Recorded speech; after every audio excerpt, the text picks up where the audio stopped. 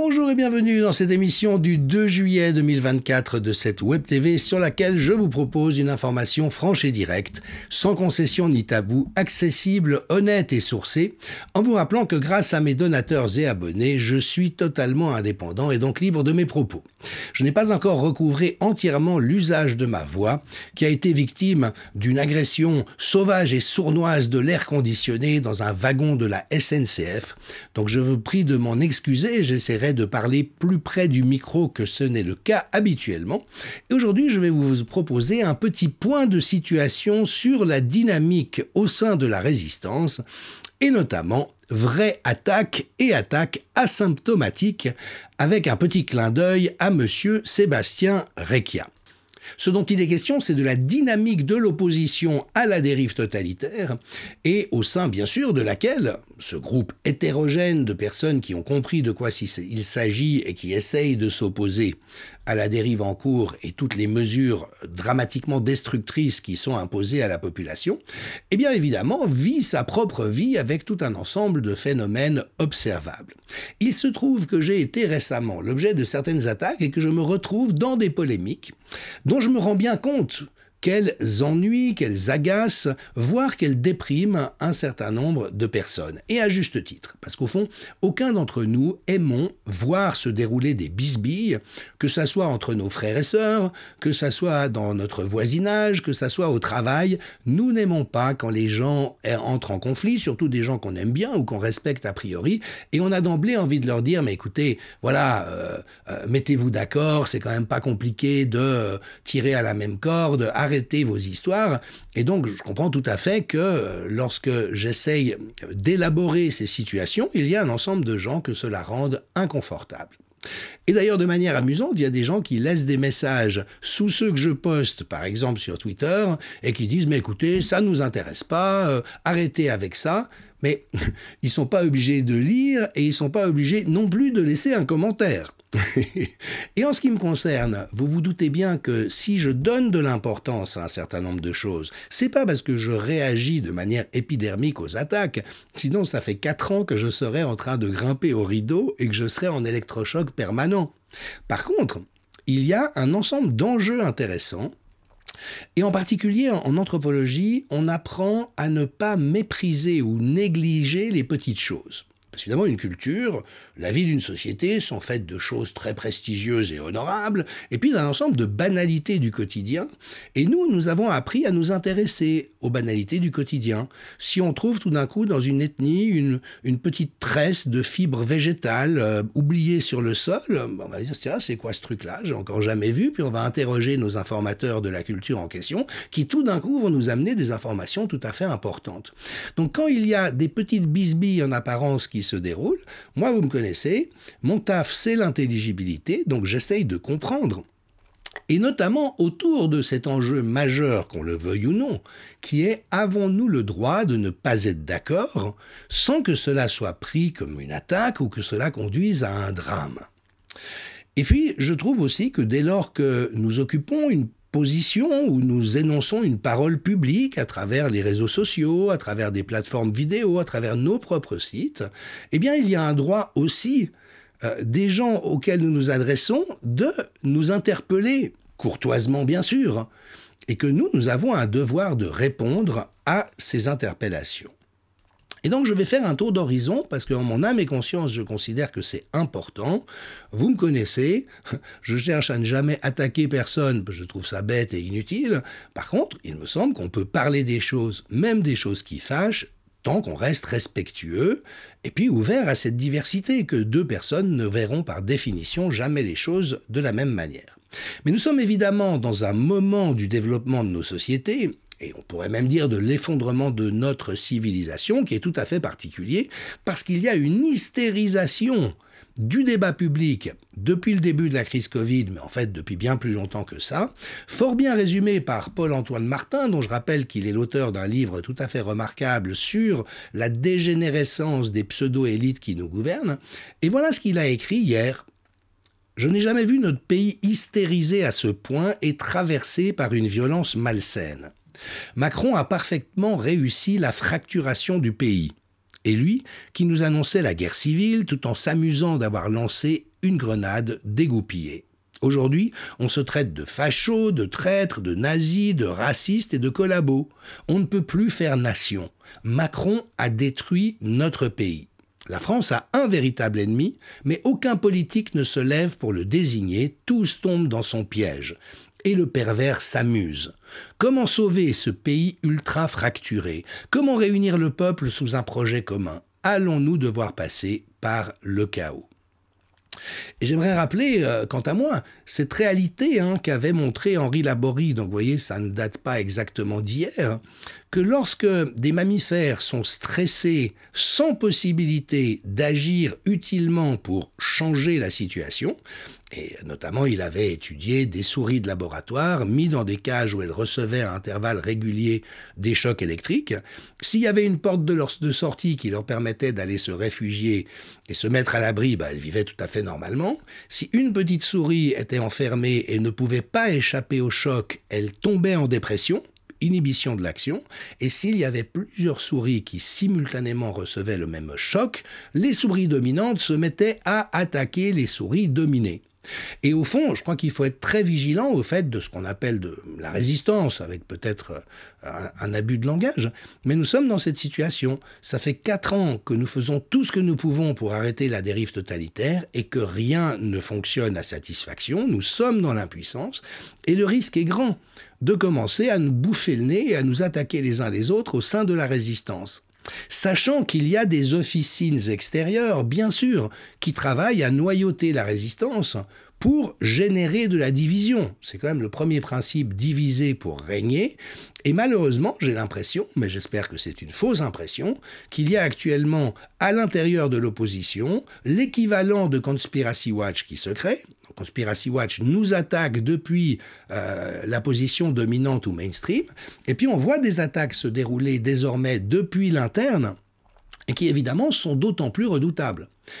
Depuis que j'ai publié mon livre « La fabrication du désastre », où je montre que c'est une opération planifiée depuis 25 ans, organisée méticuleusement, qui avait tout prévu d'emblée, oui, c'est un gigantesque complot, à cette différence qu'ils le disent ouvertement, ils parlent ouvertement des intentions qu'ils ont, donc c'est encore pire, c'est un complot caché en pleine lumière. C'est dire si la situation est folle.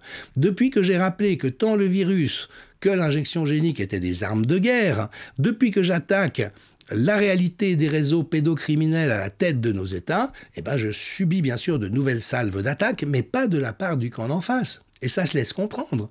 Si Victor Garcia, le miteux journaliste scientifique de l'Express, publiait un Xème article en disant « Monsieur Michel continue dans ses théories complotistes », tout le monde bâillerait. Mais si je me fais attaquer par des figures en vue de la résistance, là les gens se disent « Ah mais quand même, il se passe quelque chose ». Donc voilà, je rappelle ça, et bien sûr en disant que nous aimerions tous que la paix et la concorde règnent dans notre camp. Mais quand des opérations comme celles que j'évoque sont en cours, il faut les exposer en pleine lumière, il faut nous questionner. Et donc le point de départ a été cette attaque d'Ariane Biran à mon sujet sur son fil Twitter, où elle dit que nos routes ont divergé, à la suite de ces accusations répétées de dérives sectaires, d'extrémistes, car je dis que l'enfant n'a pas de sexualité. Et ça, c'est profondément malhonnête, je le redis une fois encore.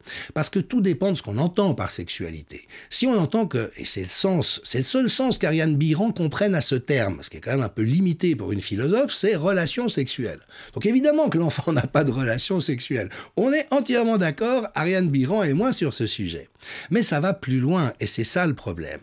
Elle connaît ma position parce que je lui ai explicité. J'ai notamment envoyé une longue lettre aux 3 responsables de l'Honest, Virginie Despaux, qui est la présidente, et Laurence Kaiser et Ariane, pour leur expliquer la nature du différend, de dire que je respectais totalement leur position, mais que je me sentais le droit, tout en gardant totalement mon estime et en émettant aucune attaque à leur sujet, d'énoncer pourquoi je n'étais pas d'accord avec ce point en particulier, qui en fait est en quelque sorte un diktat d'Ariane Biran. Pourquoi ?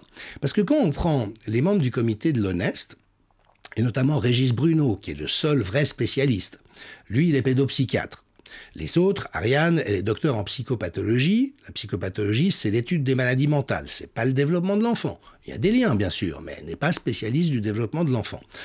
Virginie Desarroro, qui est une remarquable avocate, je dirais tout le bien que je pense d'elle dans un moment, n'est pas spécialiste du droit de l'enfance. Elle a quand même fait un travail remarquable. Et le livre qu'elle a produit, je vous en parlerai plus tard, est vraiment à acheter et à consulter. Laurence Kaiser est gynécologue, c'est un très beau métier, il n'y a pas de souci, mais c'est pas une pédiatre ou une pédopsychiatre. Donc on a un groupe de gens qui ne sont pas spécialisés dans cette question, et dans le seul spécialiste, lui, dit ce qui me paraît juste, et ce en quoi je le rejoins, il n'y a pas chez l'enfant de sexualité sur le modèle des adultes. Mais quand Ariane impose « il n'y a pas de sexualité chez l'enfant », alors évidemment, ça reste une question de point de vue, mais évidemment que c'est compliqué. Parce que la sexualité infantile est un terme utilisé en psychologie par tout le monde depuis un siècle, et regardez la définition du dictionnaire, du trésor de la langue française, ensemble des pulsions et des actes qui, dès la première enfance, tendent à obtenir des satisfactions sensuelles. Bien sûr, l'enfant ne peut pas avoir des satisfactions sexuelles de l'adulte, autres que celles des besoins d'autoconservation, en débordant la simple génitalité, en investissant toutes les zones érogènes. Et je rappelle, je cite ce livre d'un pédopsychiatre belge spécialisé dans ces questions, que justement, il faut savoir faire la part des choses entre ce qui relève de la curiosité naturelle, saine de l'enfant, innocente, et qu'il ne faut surtout pas brider ou condamner, de ce qui relève d'abus, et notamment, il est parfaitement naturel que les enfants explorent, jouent au docteur par exemple, et ça n'est en tout cas pas un signe de problème. Pourtant, une des personnes que j'ai mentionnées, je dirais pas qui, parce que mon but n'est pas la délation, m'a asséné « si les enfants jouent au docteur, c'est qu'ils ont été abusés sexuellement ». Eh bien non. Eh bien non, il y a des formes innocentes de curiosité pour ces choses chez l'enfant. Par contre, et ça c'est ce que dit exactement cet auteur, si jamais on observe chez des jeunes enfants quelque chose qui mime la copulation ou le sexe oral, ça c'est un signal d'alarme très grave. Pourquoi ? Parce qu'ils ne sont pas censés savoir comment ça se passe, et donc s'ils le jouent, c'est qu'ils l'ont vu ou qu'ils y ont été exposés. Mais donc, voyez le terme de sexualité infantile, c'est pas moi qui l'ai inventé. Et puis maintenant, on est dans ce dévoiement. Une personne bien intentionnée a publié sur X « Oui, j'aimais bien ce monsieur Michel et son analyse du Covid était juste, mais maintenant que je sais qu'il affirme l'existence d'une sexualité infantile, j'ai de gros doutes à ce sujet. » Mais c'est pas Jean-Dominique Michel qui l'affirme, c'est Freud et c'est des générations de psychologues et de psychanalystes à leur suite, mais surtout c'est ça qui est important, d'une manière qui est totalement non problématique. Ça ne veut en aucun cas dire que l'enfant puisse être un partenaire sexuel, ça ne veut en aucun cas dire qu'on puisse violer ou abuser un enfant. Vous voyez ce que je veux dire ? Ça n'a rien à voir. Et donc, là, en ce qui me concerne, je trouve problématique qu'Ariane Biran amène quelque chose qui va semer énormément de zizanie et de confusion à l'intérieur du champ, alors qu'au fond, nous aurions tous à être d'accord sur l'essentiel. On n'expose jamais de quelconque manière, sous aucune forme, les enfants à la sexualité des adultes. Et là, tous les psychologues de la Terre sont d'accord au cours de cette question. Alors que si vous commencez à leur dire que la sexualité infantile dont on parle depuis un siècle n'existe pas, forcément que ça va générer toutes sortes de choses. Voilà, donc ça c'était ma réponse. Je suis évidemment d'accord avec Ariane Biran sur l'essentiel, et Dieu sait si elle a fait un travail magnifique dans tout ce qui nous occupe. Et donc en ce qui me concerne, je vois 3 problèmes à cet intitulé « Les enfants n'ont pas de sexualité ». Bien sûr, pas comme les adultes, mais en soi. Le premier, c'est que ça crée énormément de divisions dans le champ professionnel. Pourquoi ? Parce que l'immense majorité des psychologues, au contraire, considèrent que oui, bien sûr, mais innocente, chaste, non problématique, sensuelle et pas sexuelle. Bon, donc déjà, on sème la zizanie et le trouble. Deuxièmement, on pathologise ce qui n'est pas pathologique. Parce que quand vous dites, si des enfants jouent au docteur, c'est qu'ils ont été abusés sexuellement, vous pathologisez des comportements naturels et sains qui ne sont pas obligatoires. Tous les enfants ne jouent pas au docteur. Vous voyez ce que je veux dire ? Mais ça peut arriver, et si on aborde ça comme le retour m'en a été fait, c'est le signe qu'il y a eu viol, on est en train de complètement brouiller les repères, et ça n'est bon pour personne. Et puis, la troisième raison, Il y a des gens qui m'interpellent en me disant « Mais écoutez, vous voyez bien la sexualisation des enfants en cours à l'école, c'est trop dangereux de parler de sexualité infantile parce qu'ils utilisent ça, donc il ne faut plus en parler. » Et là, je me permets encore de dire que c'est complètement faux de mon point de vue. Pourquoi ? Parce qu'on fait en fait ce que cherche à faire le wokisme.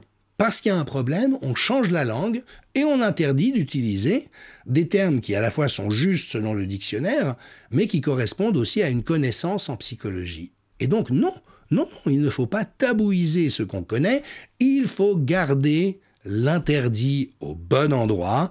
Pas d'exposition sous quelque forme que ce soit des enfants à la sexualité des adultes, et bien sûr, la protection totale contre la prédation d'adultes perturbés, dangereux, qui auront envie d'utiliser des enfants comme partenaires sexuels, voire des réseaux qui existent en la matière. Mais ça n'est pas en confusionnant le langage qu'on y arrive, c'est en restant extrêmement clair sur l'interdit. Et tout ça, c'est évidemment ce que j'ai écrit aux 3 personnes, présidentes et 2 vice-présidentes d'ONES, d'une manière totalement transparente, dont j'ai donné lecture. Et donc, il semble que ça ait énormément déplu, puisque j'ai vu apparaître sur les réseaux cette réaction de M. Sébastien Recchia, qui est époux au civil de maître Virginie de Aoro, la présidente de l'ONEST. Bonjour. Un petit message, ou plus exactement une petite mise au point, à l'attention de certaines personnes qui viennent, au minimum, chercher des poux publiquement dans la tête de ma femme et qui, faute d'en trouver, utilisent tous les stratagèmes, tous les biais, y compris et surtout les plus sournois. Je pense notamment à M. Jean-Dominique Michel qui, depuis quelques jours, pour une raison qui m'échappe, s'excite tout seul dans son coin à propos de ma femme, alors que celle-ci ne lui adresse absolument pas la parole. Il est allé jusqu'à s'extasier sur sa propre prose en lisant publiquement un de ses propres mails qui avait été rédigé à l'attention de ma femme il y a quelques mois, et mail qui n'a souffert d'aucune réponse de l'intéressé, à son grand désespoir. Alors, je tiens évidemment pas à envenimer les choses, mais à les questionner. Déjà, j'ai eu l'honneur et la joie de rencontrer M. Sébastien Recchia et maître Virginie de Aoro à Lisbonne dans un congrès co-organisé par Ariane Biran et Vincent Pavon. Et franchement, j'ai découvert des personnes de grande qualité avec lesquelles je me suis bien entendu. Monsieur Sébastien Recchia est un humoriste de grand talent. Il a publié pas mal de vidéos attaquant Macron et les décisions absurdes du gouvernement qui sont tout à fait hilarantes et piquantes. Et puis de surcroît, Virginie de Aoro, c'est quelqu'un que je connais effectivement parce qu'elle a eu la bonté de me défendre bénévolement à une époque où j'étais injustement écarté d'un congrès scientifique où j'étais beaucoup plus qualifié que les autres intervenants, mais on a invoqué mon manque de scientificité pour m'écarter. Et puis après, j'ai fait partie de ceux qui ont vraiment mis en lumière son travail, enfin déjà avant à vrai dire, et notamment son remarquable texte Terrorisme 2020, qui est un pavé magistral sur la réalité des délires en cours et de leur qualification juridique et notamment pénale. Et je n'ai cessé de suivre et d'apprécier le travail de maître de Aoro, qui est un travail historique. Je l'ai cité dans de nombreuses émissions, je l'ai cité dans mes livres, notamment dans La fabrication du désastre qui vient de sortir, où dans le 10e chapitre, je cite copieusement les travaux de maître de Aoro, ainsi que d'un avocat suisse, maître Schröter, qui sont arrivés aux mêmes conclusions dans 2 terrains juridiques différents. Et voilà, pour dire que vraiment c'est quelqu'un dont j'admire et j'apprécie énormément le travail. Alors, quand on est comme ça pris à partie et incriminé, le mieux c'est d'inviter les gens à aller voir par eux-mêmes.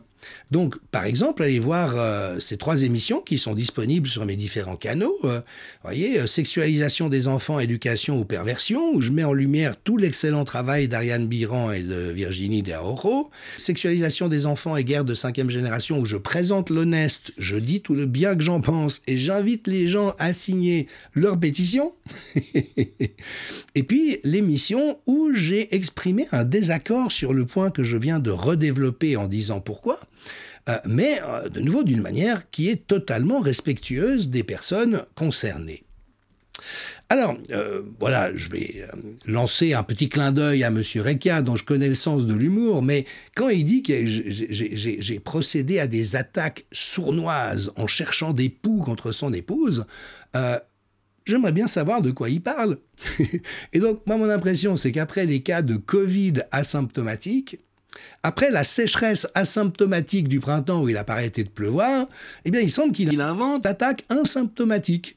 Des attaques tellement sournoises qu'en fait, la seule chose que celui qui attaque dit de la personne concernée, c'est tout le bien qu'il pense d'elle.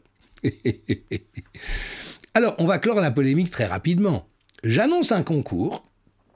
À chaque personne qui regarderait cette émission, 1 000 € à la clé. Je m'engage à donner 1 000 € à la première personne qui trouvera dans toute ma production textuelle, émission, interview, émission de web TV, le moindre propos agressif ou désobligeant que j'aurais adressé à Maître Virginie de Haro Recca, l'épouse de Sébastien Recca. Voilà. Et là, je retourne dormir sur mes 2 oreilles, parce que la vérité, c'est que je n'ai jamais proféré la moindre parole de cette nature envers cette personne, et pour une raison très simple, je ne le pense pas. Sauf à ce que je sois somnambule, que je me relève la nuit pour écrire des horreurs aux gens et que je me recouche sans en avoir le souvenir dans une amnésie. Mais bon, je ne crois pas que ça soit tout à fait le cas. Et donc, la question se pose, pourquoi une pareille réaction et le fait de me dépeindre sous ce jour, alors que de nouveau, allez vérifier par vous-même, j'attends sereinement les réponses. Et en fait, ce qu'on entend dans la vidéo de M. Recca, et je n'ai pas regardé au-delà de l'extrait que je viens de vous montrer, c'est cette systématicité de l'interprétation malveillante. Ce qu'on appelle la violence interprétative en psychologie. Peut-être qu'Ariane Biran peut expliquer à M. Recca de quoi il s'agit. Mais par exemple, il dit « il s'excite tout seul dans son coin sans raison ». Déjà, je ne m'excite pas, je me considère encore assez placide, mais j'ai été l'objet d'une attaque d'Ariane Biran qui a dit quelque chose de faux à mon sujet.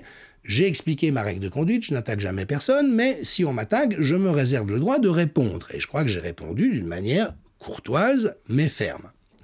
Ensuite, il dit que M. Michel, donc moi-même, s'extasie sur sa propre prose. Alors, je ne m'extasie pas sur ma prose, mais comme Ariane dit quelque chose de faux à mon sujet, je montre le message que j'ai envoyé aux concernés, qui décrit exactement ce qui est ma position, pour corriger l'impression que peut donner le propos d'Ariane. Donc, vous voyez, je m'extasie sur rien. Et puis après, il dit que j'ai réagi au fait qu'elles ne m'ont pas répondu avec désespoir. Alors là aussi, non, moi je pars d'un seul principe dans la vie, c'est que chacun est libre de faire ce qu'il veut. Donc moi j'ai le droit d'envoyer un courrier, et les personnes qui le reçoivent ont le droit d'y répondre ou de ne pas y répondre. Et donc en l'occurrence, en mon âme et conscience, je n'étais pas du tout contrarié par le fait qu'elle n'ait pas répondu.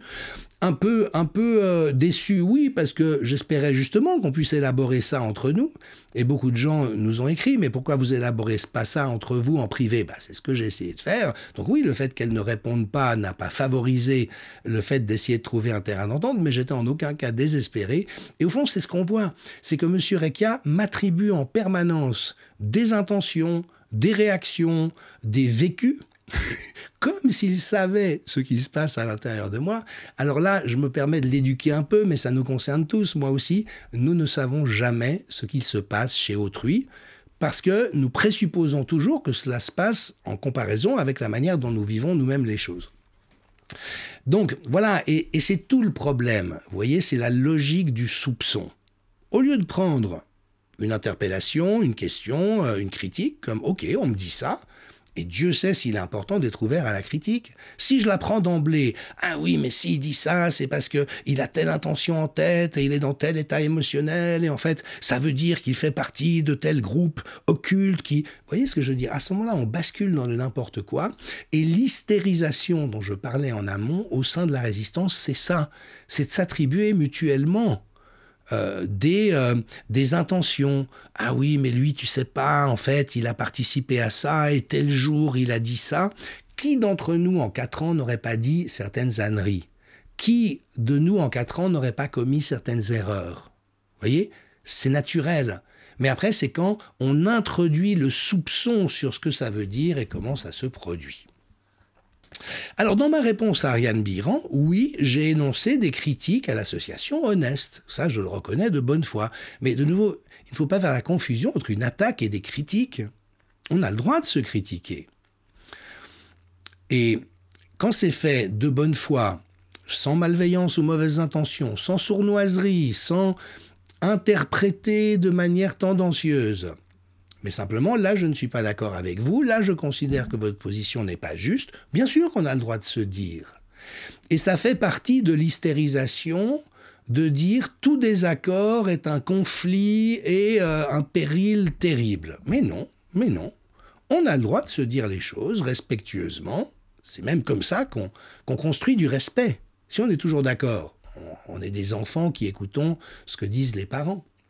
Et en ce qui me concerne, les critiques que j'ai adressées à l'ONES, je me permets de les répéter une fois de plus. C'est d'abord cette position adoptée « nous sommes les vrais experts ». Ça a été répété à d'innombrables fois. Les autres ne sont pas légitimes, les autres collectifs ne sont pas légitimes, les vrais experts, c'est nous. Or, comme je vous l'ai dit plus tôt, ben non, c'est un collectif de gens qui ne sont pas experts du développement des enfants, à l'exception de Régis Bruno, qui est pédopsychiatre, mais qui ont fait un travail intelligent. Et je n'ai cessé de dire que ce travail était intelligent et allait dans la bonne direction. Mais ça ne veut pas dire que ce sont les seuls vrais experts, c'est faux. Et là, on retombe dans ces espèces d'arguments d'autorité. C'est comme si on singeait le camp adverse. Puisque dans le camp adverse, le ministre de la Santé peut dire n'importe quoi, ben si nous, on est les seuls vrais experts, personne n'a le droit de nous contredire.